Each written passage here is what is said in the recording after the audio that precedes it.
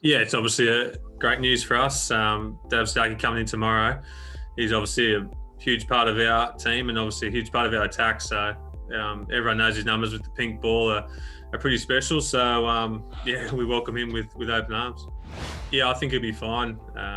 If we've learned anything from this year, it's sort of nothing goes to plan, and we're always struggling with the schedules and travel and different things. So I'm sure this hiccup will be no different for Stark. He's a professional, and he would have been doing everything he could over last week. And then obviously once he comes into camp, he'll just jump straight in and he'll be ready to go.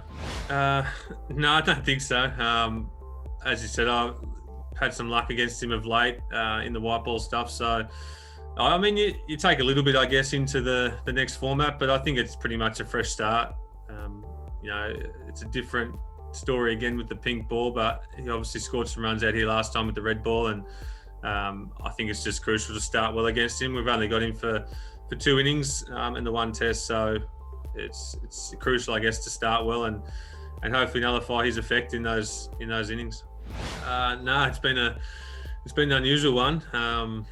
Different lead-in for pretty much everyone. There was guys playing Shield cricket, IPL. Then we've started with the one-day limited overs cricket, and then T20. So it's been a little bit different, but I think that's every international cricketer is sort of ready for that now and prepared for that, and they know the things they have to tick off in changing formats. And we've had a really good lead up here already. We've had a few days out in the middle of Adelaide Oval, and then we've still got a number of sessions to go before the game. So we'll be all ready to go, and it's been a great prep so far.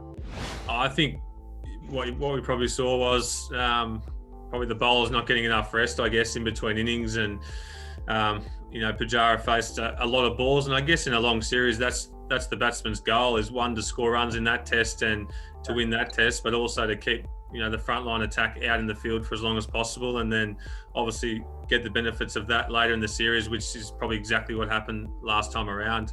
We spent a lot of time in the field in Melbourne with short rests in between, and then again in Sydney. So that's, I think, in 4-match, 5-match test series, that's a huge goal of the batters to not only score runs in those early games, but to spend a lot of time in the middle to get some miles in the legs of the opposition bowlers. And hopefully we can swing that around this time and keep the Indian guys out there for as long as possible, and again reap those benefits later in the series.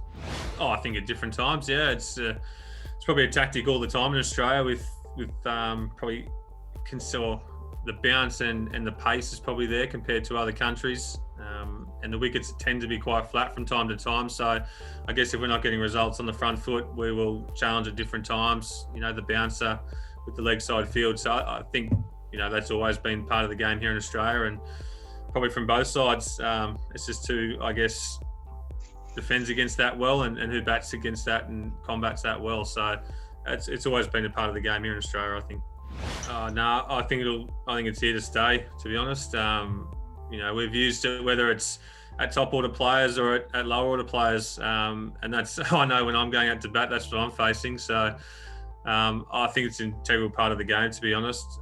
We're obviously not intending to hurt anyone, but it's about getting the wickets and cleaning up that tail as quick as we can. And if that's the way to go about it, and that's the best option, then we'll probably go down that path. So I think it's going to hang around for sure. And as I said, we're not looking to injure anyone or hit anyone in the head, but it certainly brings about wickets quicker than not doing it. Yeah, absolutely. I think the game moves obviously very quickly at night compared to the daytime, especially when the quicks are bowling. But in saying that, I think it's the type of ball you have. If you have a new ball at night, as we've seen, if we go back to when we played England, and Jimmy and Broady were just swinging around corners at night, and the game moved very quickly. Opposed to that, if you have an old ball at night and 2 batters are set, I think it can be pretty free flowing, if that makes sense. So it all depends when the new ball comes around, and I guess if you bat first or whatever you do first and you're driving the game forward, you can sort of dictate those times of when you get the first ball and when you get the second new ball and different things. So there's plenty of tactics that go into it, and we've seen that over the years of taking the new ball at the right time and declarations at different times. So yeah, it's a big part of the game.